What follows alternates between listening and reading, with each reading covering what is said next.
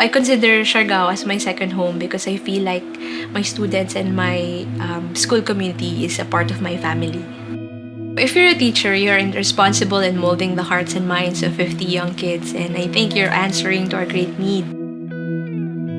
Teaching in a public school is no joke. Nandun lahat ng problema, ng kahirapan.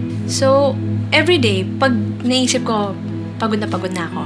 Kumaalis ako, pinapasyalan ko yung isla. Sabi ko, at least ngayon nakikita na ni Daddy yung ginagawa ko. It's about going home and not having a dad to wait for you. It's about not finding him at all.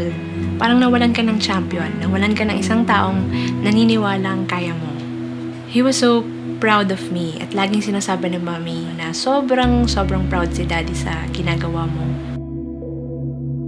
Habang nandito ko, ang gusto ko talagang in-enjoy syempre yung time ko lang with my sisters, with my mom. Syempre, pag nakikita ko sila, pag kumakain kami, nagbabonding kami, it makes every moment that special. And yun yung pinaguhugutan ko ng lakas.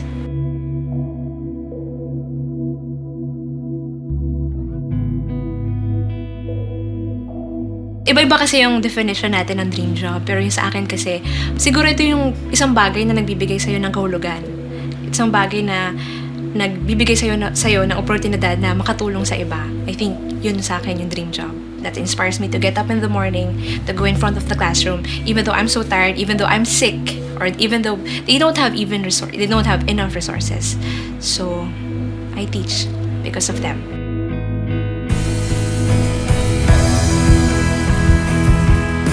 I am Teacher Andrea, and I'm a public school teacher.